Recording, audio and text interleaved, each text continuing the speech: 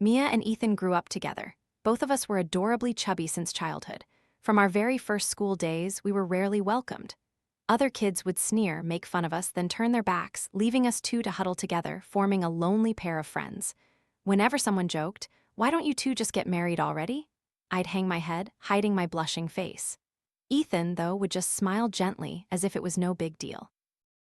Then, time slowly drifted by, bringing changes I never anticipated. Ethan began to transform, his tall, muscular physique emerging as clear proof of his rapid maturity. Along with that, the closeness between us also faded, as if our past days were just a vague memory of a bygone season. I used to reassure myself, thinking I was too sensitive, clinging too tightly to our old friendship without seeing the reality that was slowly disappearing. Until one afternoon, when the adults in our families brought up old stories, teasing us lightheartedly as they often did, Ethan suddenly exploded in anger. His eyes flashed with contempt, and he uttered a sentence like a clap of thunder. "Who would ever like a fat pig like that? It's disgusting." I froze, dumbfounded. That single sentence didn't just tear apart my long-held misconceptions. It also squeezed the heart of a girl who once believed that some friendships were eternal, regardless of appearance. And just like that, my childhood season, the childhood season with him, withered and fell like petals swept away by the night wind. Ethan's rage flared, but he didn't turn and leave. Instead, his eyes locked onto mine, as if he wanted to see through something I couldn't even comprehend myself. At that moment, I was meticulously picking crab meat. He adored this dish but lacked the patience, complaining and dropping his chopsticks out of frustration after just a few bites. That's why I had quietly searched online for ways to quickly and cleanly extract crab meat. Every time this dish was served, I would prepare a generous bowl of meat and place it in front of him.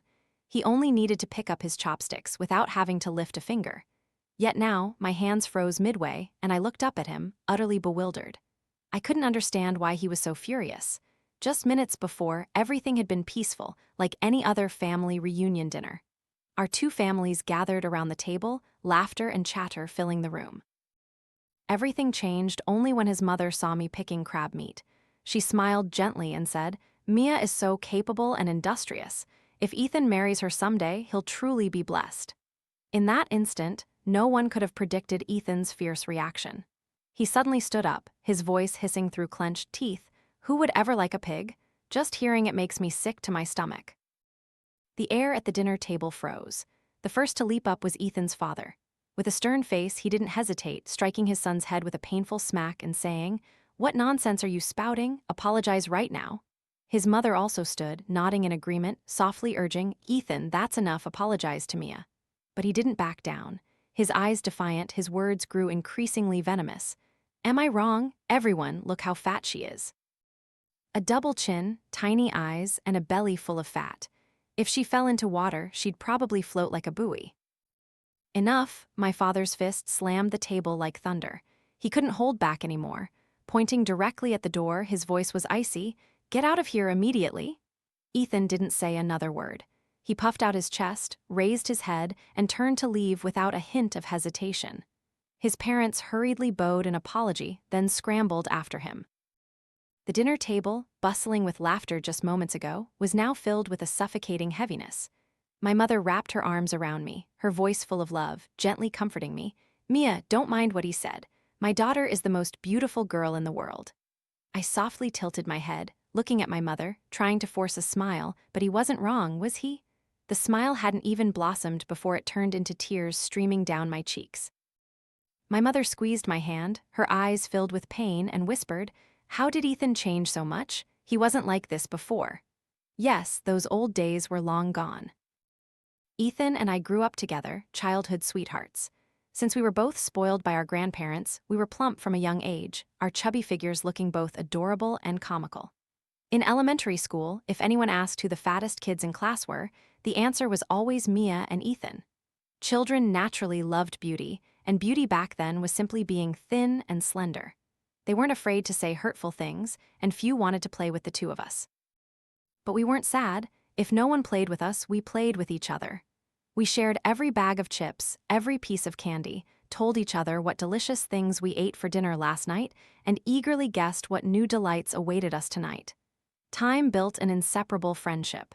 We told each other everything, shared everything. This closeness led to a strong bond between our two families. Our families lived in the same apartment complex, on the same floor, making it convenient to visit. When busy, both sides would often send their children to the other's house to play or eat. During holidays, Lunar New Year, Mid-Autumn Festival, or weekends, the two families would often go out together, eating, drinking, and laughing boisterously like one big family. Ethan's mother adored me. Every time she saw me, she'd give my cheek a hearty pinch and smile brightly. "This chubby little girl is so cute. Will you be my daughter-in-law someday?" I was in 6th grade then. I understood the meaning of her words. My heart pounded in my chest, not with hurt, but with a shy joy that crept into my downcast eyes and flushed cheeks. "Ethan, what do you think?"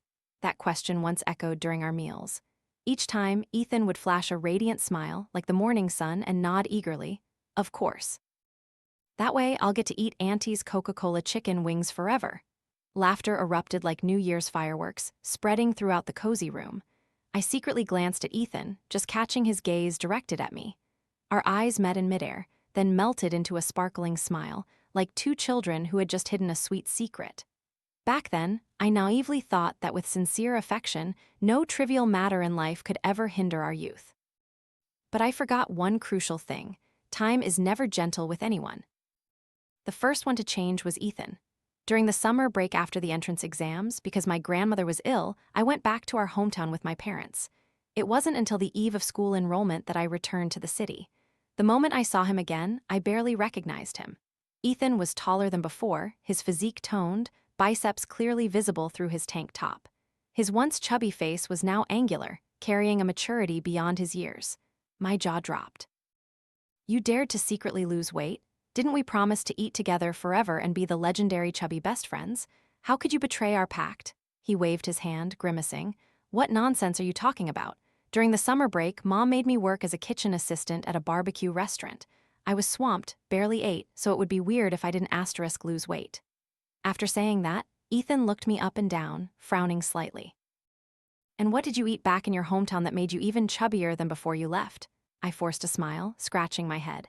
"Hometown food is amazing. The meat is so tender, the vegetables so sweet, I couldn't resist. Oh, I brought you a gift." I excitedly pulled out a carefully selected piece of smoked meat my mother had picked, holding it out to him. "This piece is really special, super fragrant. Remember to tell your auntie to cook it for your family." Ethan took it but casually placed it on the table, barely paying attention. He glanced at his watch, then turned to me. "I've invited my friends over to play games. They'll be here soon. You should head home first. Don't let them see you." I was momentarily stunned, unsure why he needed to hide my presence. But I didn't ask, just quietly turned and left. From then on, every time I invited him out to hang out or grab a snack, he'd make excuses. There were always reasons: meeting friends to play ball, going hiking, or being stuck in a game session. I once tentatively asked, "Maybe I could come along?" Ethan frowned, looking me up and down with a disgusted pout. You'd just be in the way. What kind of exercise could you even manage if you came?" My heart sank, but just as sadness welled up, he added, "I'll bring you some delicious food later, okay?" Just that one sentence made the dark cloud in my heart dissipate. I smiled and nodded, not giving it another thought. Time flowed on, and soon it was the first day of school. I was ecstatic, like I'd struck gold, when I found out Ethan and I were in the same class. 10th grade began with 2 weeks of rigorous military training. On the very first day, a girl standing in front of me suddenly fainted due to low blood sugar. The instructor scanned the students, then pointed at Ethan. "You, over there, help your classmate to the infirmary quickly." He answered loudly and ran to check on the girl. I didn't know what they said, only that she shook her head. Immediately after, Ethan bent down, gently lifted the girl into his arms amidst the stunned gazes of the entire class, and strode across the schoolyard towards the infirmary. Cheers erupted like crashing waves, spreading everywhere. I watched their figures disappear down the hallway, my heart suddenly seizing in my chest. During the break, I cautiously approached him to ask about it. Ethan shrugged, his face indifferent. "She said she couldn't stand up. Should I just leave her? We're classmates, it's normal to help each other out, right?" His answer relieved me. And then an impulsive idea began to sprout. In the scorching midday sun, the entire class continued to stand at attention in the schoolyard. I closed my eyes, gritted my teeth, then slowly collapsed. "Instructor, someone else fainted," a panicked voice cried out. The instructor ran over to check, then turned and called Ethan, "You again, take this student to the infirmary." I kept my eyelids tightly shut, my heart brimming with hope. Hope that a familiar embrace would lift me, just as he had carried that other girl across the bright sunshine. But what I heard was a cold, indifferent voice above my head. "Instructor, are you serious? She's so heavy, how am I supposed to carry her? Look at her. It's probably not low blood pressure. She's probably just pretending to skip training." Hearing that, my heart turned rigid, my whole body tense. My fingers clutched the hem of my shirt, a sense of guilt rising within me, as if my small, hidden thoughts had been mercilessly exposed. While I was still hesitating whether to get up and confess, the instructor's stern voice cut through my thoughts. "Stop spouting nonsense. If you don't want to help, then keep quiet. Get back in line, everyone." With that, he bent down, helped me up, and led me to a cool, shaded corner of the field. "No one will notice you here. You don't have to act anymore." Hearing that, I finally exhaled. The tension slowly receded from my chest like an ebbing tide, leaving behind a hollow ache. I peeked at the instructor, then stood straight, bowed my head, and softly said, "I apologize, sir." His gaze quietly rested on me for a long time, long enough for me to start feeling awkward, my hands unsure where to rest, my heart pounding. After a while, he finally spoke. "First offense, and you admit your mistake. I won't report you, but this afternoon, after training, you'll run 2 extra laps around the field on your own." "Yes, sir," I quickly replied, feeling as if I had just been pardoned from a death sentence, my heart as light as a cloud. "It's still a few minutes until break, just sit here for a bit." "Okay." I sat down on the cement floor, hugging my chest, breathing heavily, trying to chase away the anxiety in my heart. Just then, Ethan's words from earlier echoed in my mind. "She's so heavy." I lowered my head, looking at my round belly, then gently pinched the soft flesh on the back of my hand. The self-consciousness I had suppressed before surged back, rising like an undertow. So that's how it was. He hated my body, called me fat and lazy, undeserving of his help. Yet, he had clearly said we were the same, allies, no one would judge anyone.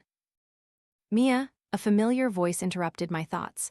I looked up and saw Ethan standing right in front of me, holding a cold bottle of water out to me. I didn't take it, just looked at him silently. After a long moment, I softly asked, "You once said it's obvious for friends to help each other, so why did you just? How could you even say that?" My question was cut short by his hushed, angry retort. "Faking a faint in such scorching sun. If the instructor had really found out, do you know how much trouble you'd be in? I know you too well. One look and I knew you weren't actually hurt." Lucky the instructor was naive enough to believe it. I mumbled, "The instructor isn't stupid. But I still don't understand. Are you blaming me or worrying about me? I was doing it for your own good. If word got out that you faked fainting and everyone started copying you, then people who truly need help wouldn't get attention. Besides, I'm also enduring it without complaining. As a friend, don't you feel ashamed wanting to escape?" His words sounded reasonable, but something still felt wrong in my heart. While I was thinking, Ethan suddenly turned his head. "Serene, what are you doing here?" His voice abruptly became soft, almost gentle, a tone I had never heard from him before. I looked up, following his gaze, and saw Serene, the girl he had carried earlier. "I heard someone fainted again, so I brought some candy to help with low blood sugar." She held out her hand, her palm held a few colorful candies. Before I could react, Ethan quickly took them, a smile like spring sunshine on his face. "You're so thoughtful. You're still tired yourself, yet you care about others. You still look a bit pale. Let me take you back to rest, okay?"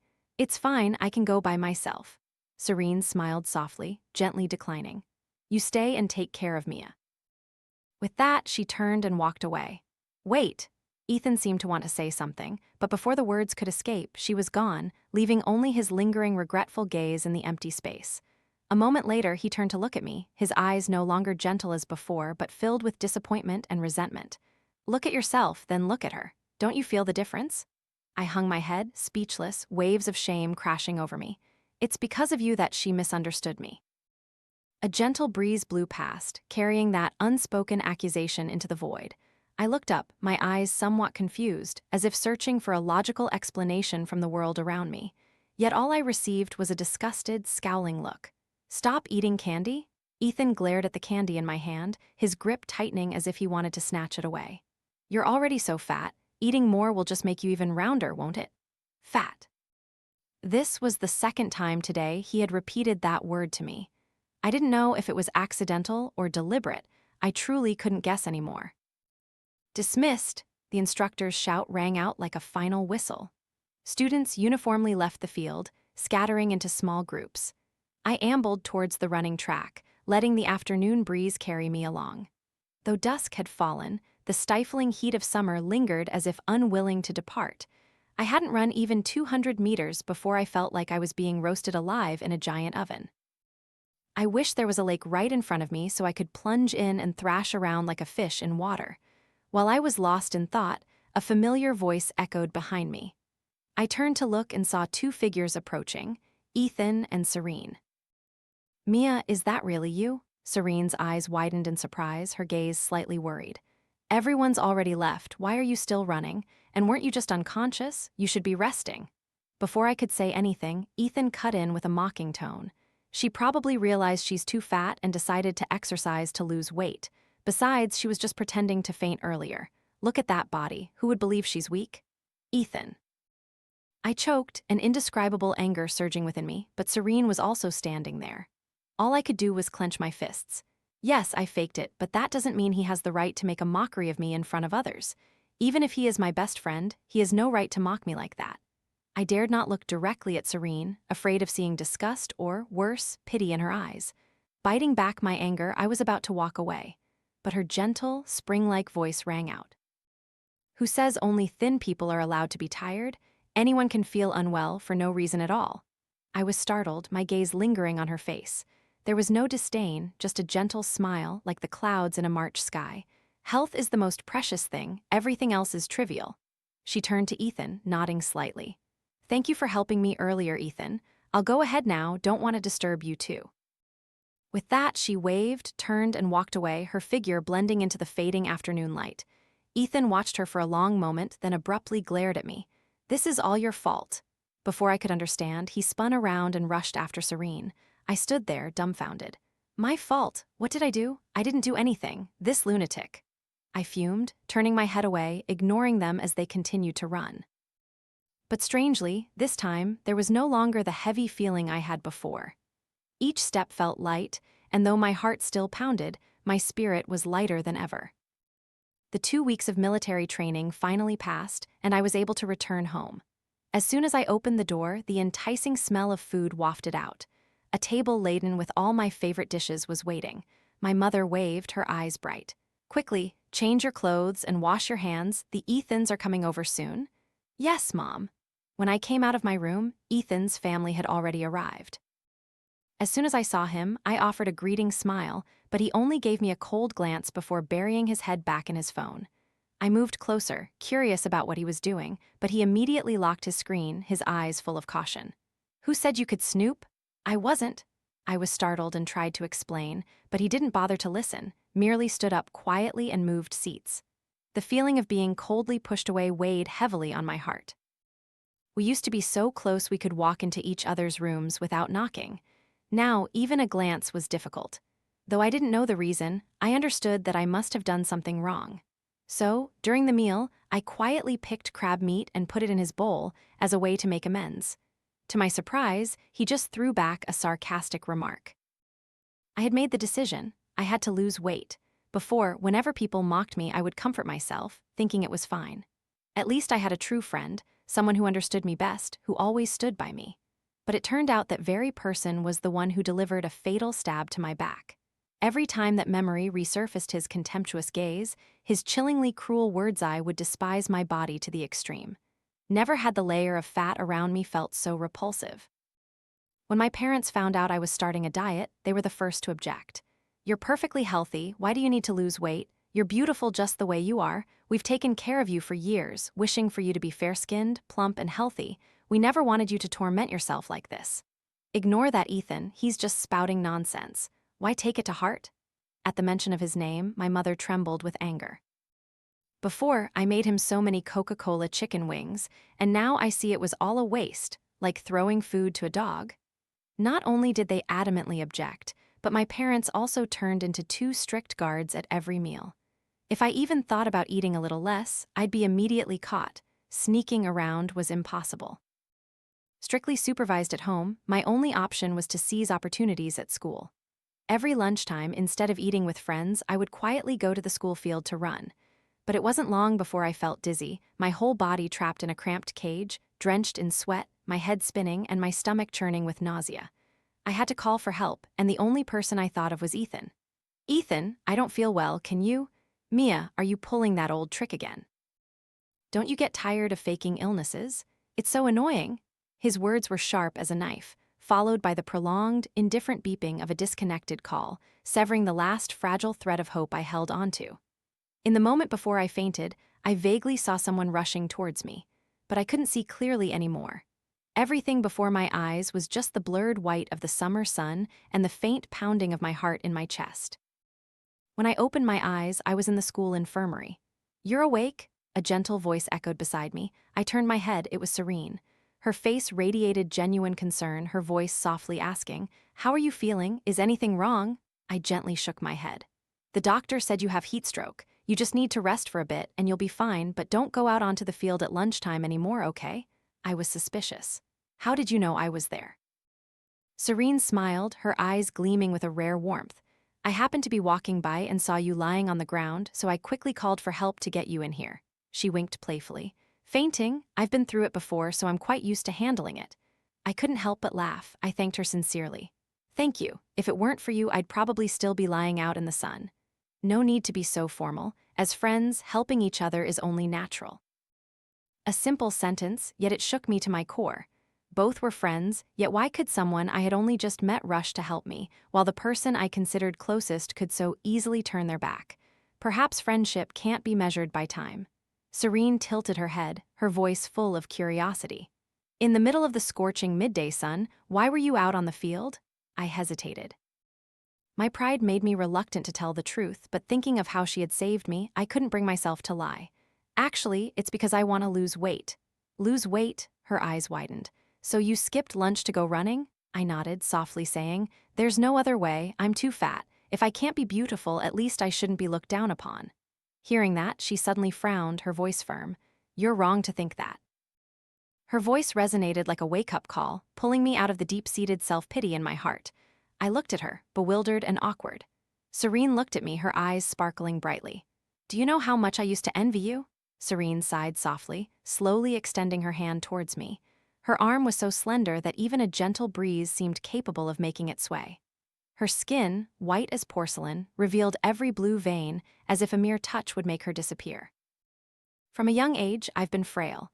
My shoulders couldn't bear the slightest breeze, and my hands couldn't lift anything. During PE class, others would run and jump around, while I could only sit quietly in the classroom. Picnics and camping trips all became unfinished dreams because my parents worried even a gust of wind could knock me over. This military training trip, I stubbornly insisted on going, just hoping to be like everyone else, no more, no less. But my physique still couldn't cope. When Ethan said you faked fainting, I actually felt relieved, because at least you're still healthy. She paused, her voice softening like a whisper. "You might see your body as chubby, but in my eyes, you're just a little full-figured, wholesome, and strong. Who said thin is beautiful? Beauty has no single mold. This is a time when you need to focus on your studies. If you only care about starving yourself to lose weight, neglecting your health, leading to a weak body, declining spirit, and plummeting academic results, do you think you won't regret it? Is it worth it? Sacrificing your future just for two fleeting words? Beautiful." Saying this, Serene pulled my hand closer, placing it next to hers.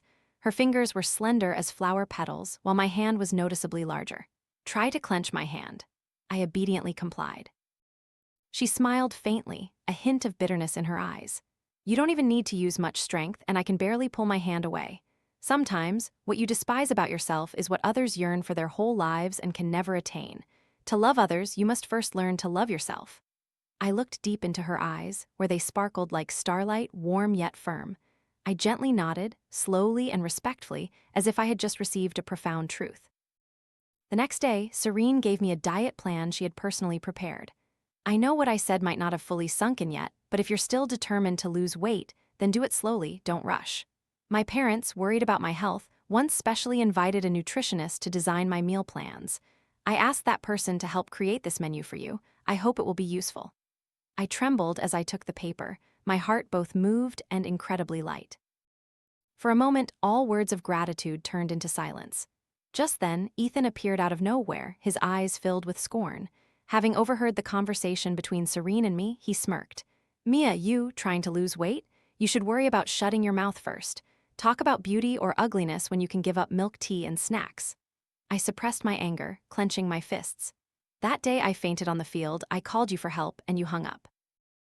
In the end, it was Serene who took me to the infirmary. Don't you think you have anything to say? I expected an apology, a look of remorse, but what I got was stunned surprise. Serene took you. Ethan's eyes widened and he immediately turned furious. Mia, do you have a brain? Don't you know how heavy you are? What if Serene got hurt? How dare you let her do that? Then he turned to Serene, his eyes full of worry. Are you okay? Did you get hurt? I almost burst out laughing. How ridiculous my foolish illusions had been all this time. Serene looked at both of us, bewildered. Aren't you two best friends? Mia fainted and you weren't worried at all. Ethan shrugged, his voice indifferent. Why worry about her? She's strong as an ox. Not like you, so delicate. What if she crushed you? Ethan, Serene's voice, for the first time, rang out with stern authority. Her eyes grew cold, her words clear and precise. I hope you will respect Mia. Stop using weight as an excuse to insult others. Her words were like a sharp, cold blade, cutting through the arrogance in Ethan's eyes. He stammered as if to explain, but Serene had already decisively turned her back and returned to her seat. I looked at her firm back, a sweet rush of satisfaction welling up inside me. He deserved it, he truly did. I made up my mind. From that moment, my connection with Ethan ended. Unexpectedly, as if shocked by electricity, he suddenly changed his ways. He started bringing breakfast to class, secretly placing milk tea on my desk, snacks, and candy, filling up my seat. It became stranger and stranger, more and more incomprehensible. Another time, when Ethan placed a cup of milk tea on my desk, I couldn't tolerate it anymore. My eyes devoid of emotion, I spoke. What game are you playing now, really? Just spit it out. He shrugged, his voice light as a breeze. It's nothing, just offering a friend some milk tea. Friend. Laughed, a faint but bone-chilling laugh, my eyes seeming to see straight into his soul. A friend who ignores someone about to faint on the field, hangs up the phone without a single question. A friend who opens his mouth only to criticize, mock, and stomp on others. Ethan, have you perhaps misunderstood the meaning of the word friend? Under my intense gaze, his face slowly turned red, awkwardness clearly visible in his eyes. He looked around, as if afraid someone might hear, then lowered his voice. Mia, I was wrong before, I apologize. After all, we've known each other for so many years. Can you forgive me this once? I tilted my head slightly, my voice indifferent. Forgiving you is fine, but then what? Well, if you forgive me, then help me say a few words to Serene. Explain that I didn't care that day because you were faking fainting, but normally I would worry about you. Saying this, Ethan frowned slightly, a hint of impatience. Lately, she hasn't even bothered to talk to me anymore. She's probably still angry about that. It's all your fault, so now you have to help me explain so she doesn't misunderstand anymore. So that was his true motive. If it weren't for Serene's coldness, he probably wouldn't even bother to apologize to me until he died. He didn't feel he was wrong. He was just afraid of alienating the girl he liked. I looked him straight in the eyes, asking like a descending blade, "Do you like Serene?" He nodded without hesitation. Of course, she's beautiful, has a perfect figure, and such a gentle personality. Who wouldn't like her? Yes, it's true. I smiled, but there was no amusement in my eyes, each word coming out as clear as a hammer blow. Then what makes you think you're worthy of her? Ethan looked as if he had been doused with cold water, stunned, his eyes wide. What did you say? I patiently repeated each word, this time even sharper than a knife. Serene is so exceptional, so what quality do you think you possess that makes you worthy of her? Is it your simple mind, your rock-bottom EQ, or that mouth of yours that constantly spews rude and vulgar words? Liking someone isn't just about their appearance, it's also about looking at yourself and whether you have the right to. Are you crazy, Mia? He flared up, his face turning pale green as if about to unleash a torrent of curses, but I only felt a sense of relief inside, as if a storm had just been thoroughly cleansed. I had once endured, been scorned without being able to fight back, but now it was different. I was no longer a punching bag for others. Ethan glared at me, too furious to speak. Then, suddenly, he let out a sneering laugh. My heart sank slightly, a premonition of ill omen rising within me. Mia, you've always been so obedient, doing whatever I said. But the moment I said I liked Serene, you flew into a rage. Are you jealous? Do you like me, don't you? You're jealous of her, that's why you're saying all these nasty things to keep me to yourself. He squinted his eyes, a mocking smirk on his face. Even befriending Serene, you must have an ulterior motive. Afraid she'd take me away, so you're trying to wedge yourself between us. Truly a cunning, manipulative mind. Let me tell you, I will never like you in this lifetime. Stop dreaming. Go lose some weight first. No one would even want a pig like you, even if they got you for free. Every word was like a knife cutting into my flesh, but strangely, I no longer felt pain. I looked at his smug face, as if he had just won an invisible battle, and only found it laughable. Men truly are both short-sighted and amusingly overconfident. I subtly tilted my head and offered a faint smile. If I ever liked you, I'd be a dog. With that, I grabbed the milk tea and without hesitation flung it directly at him. The milk tea splattered, drenching his clothes. Ethan looked utterly pathetic, his eyes blazing with furious resentment as he stared at me. I lifted my head, looking him up and down, a cold smile on my face. Get out, don't make me sick to my stomach again. Mia, you'll regret this someday, he roared, then stormed off in a fit of rage. Regret? No. I will never regret it. I only look forward to a future where I can hold my head high and live proudly, brilliantly. Ethan and I, once childhood inseparable friends, were now completely estranged. When we met on the street, we'd pass each other like strangers. Wherever I could avoid him, I chose to stay far away, as if he were a poisonous summer breeze. Back home, our families stopped visiting each other. The shared meals of old were now just faded memories. My parents had disliked him for a long time, and after what happened, they wouldn't even glance towards his family's home. The closeness that was once as natural as food and water now disintegrated, fading with the years. I didn't care. Life continued like a river, flowing on, waiting for no one. Yet Ethan's heart was not so peaceful. The source of his unease was none other than Serene. Serene and I grew closer day by day, like shadow and form, like the moon and stars, never leaving each other's side. Ethan wanted to find an opportunity to approach Serene, but didn't want to confront me. How many times had he tried tricks to cut me out of the picture, only to fail miserably every time? Watching him stand from afar, his eyes glued to our every gesture but unable to intervene, I only felt pity for a fool infatuated with his own illusions. Of course, I wasn't selfish. I had directly asked Serene about her feelings. After all, the grudges between Ethan and me were our private matter. I couldn't use it to bind another's heart. If Serene had feelings for Ethan, I would certainly choose to let go. But alas, the flower had intentions, but the water was indifferent. Not only did she not like him, but she also clearly showed her disgust. She once said in a calm yet firm voice, "Someone who insults another's appearance is shallow, and comparing one person favorably against another to divide friends is even harder to accept. I think his character has issues, so it's better to stay away." Hearing that, I just wanted to record it and play it on repeat for Ethan to wake him up, to make him understand that karma always comes back around. With the last shred of kindness remaining, I relayed Serene's words to Ethan. I hoped he would soon wake from his delusion, stop deceiving himself, and clinging on like a restless ghost. Seeing his lingering, stalking presence, I truly felt a shiver. I don't know if he finally understood the truth, but sometime after that, he completely disappeared from our sight. I felt like someone who had just been unshackled, taking a deep breath, relieved as a bird released from its cage. But the peace didn't last long before another storm broke. One day, the school started buzzing. A vicious post appeared on the forum, claiming I had psychological problems and that my chubby body was meant to cater to people with deviant tastes. It didn't stop there. A series of bold, provocative photos were leaked, undeniably me. Though my face was blurred, a small scar on my left thigh was like a key, unlocking the entire secret. I suddenly became the talk of the town. Disapproving glances, whispers behind my back were like knives cutting into my heart. It felt as if I were an exhibit, left for people to point and comment on. Unable to bear it any longer, I sought help from my homeroom teacher. And as I walked out of the office, I inadvertently saw Ethan standing opposite Serene. His eyes darted to me, a triumphant smirk curling on his lips, as if he had victory in his hands. He strode towards me, his voice laced with contempt. "I never thought you were this kind of person. All these years, I truly misjudged you. Someone with no self-respect like you, it's best not to drag others down into the mud with you. Stay away from Serene. If she gets hurt because of you, I won't let it slide." I stood still, quietly observing his smug face, then coldly replied, "Oh, you say I have no self-respect? Then show me the proof." "Proof? The whole school has seen it, haven't they? Aren't those pictures clear enough?" I took a step towards him, my eyes sharp as knives. "Photos can be edited." "What makes you so sure the person in those pictures is me?" I tilted my head, smiling faintly like a wisp of wind. Remember my words. If you can't prove that the person in those photos is me, then you're slandering me. And if you can prove it, then you're guilty of distributing obscene materials. Neither of those is a small matter, and the law is no joke. Cornered by me, he took a step back.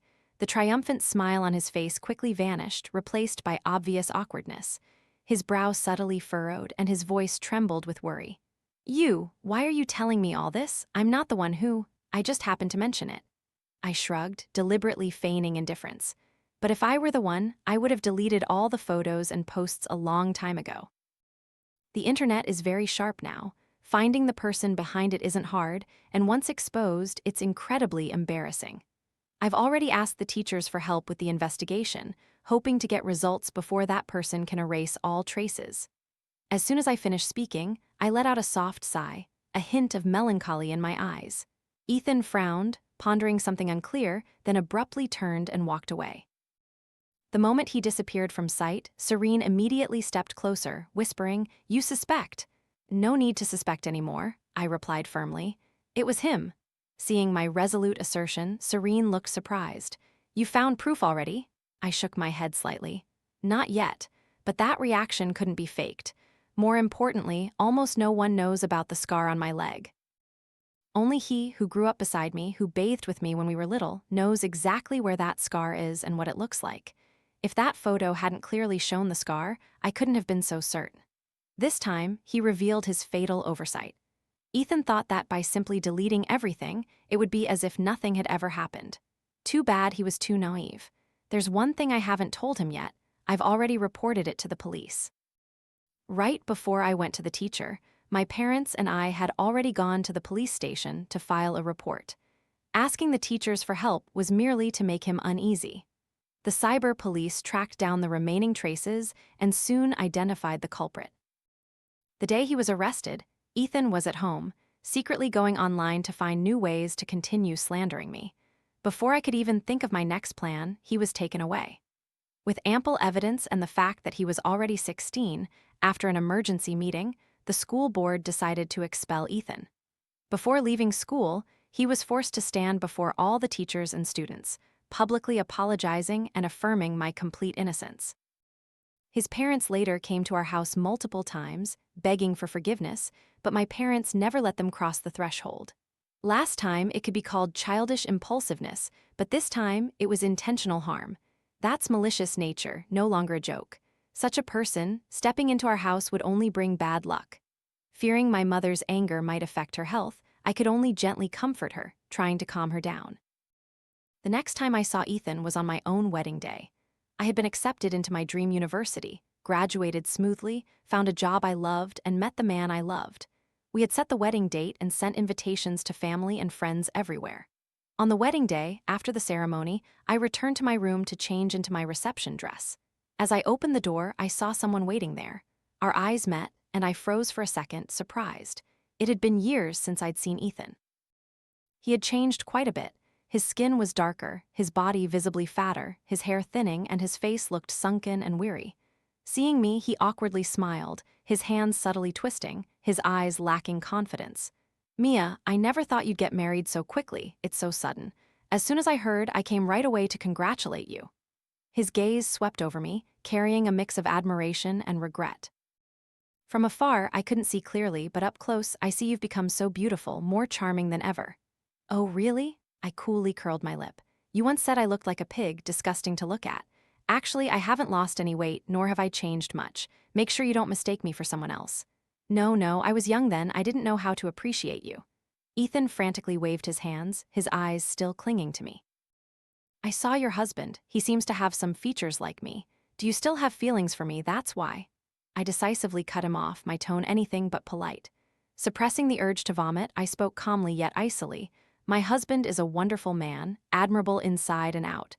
If there truly is any resemblance to you, then perhaps that's the only thing that makes him less than perfect."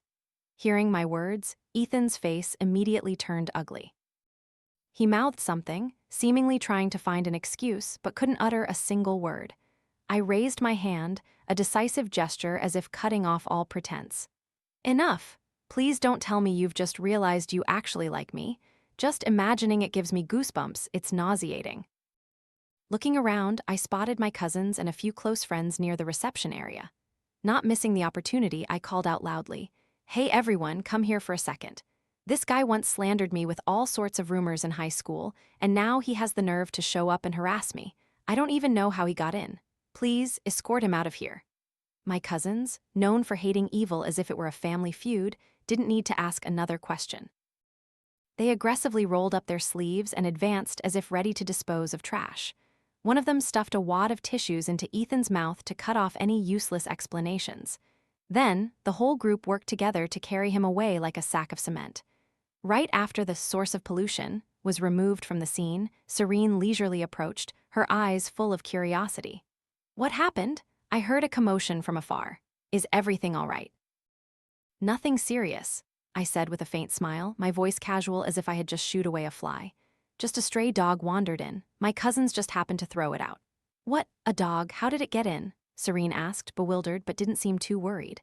She quickly changed the subject. "Mia, never mind that, hurry up and go in. You still have to toast at every table or guests might start leaving soon." "You're right, I can't let anything mar my wedding day." I nodded in agreement. With that, I gently lifted my wedding dress, smiled radiantly, and strode towards the grand hall, where a radiant, complete happiness awaited me, free from the shadows of a toxic past.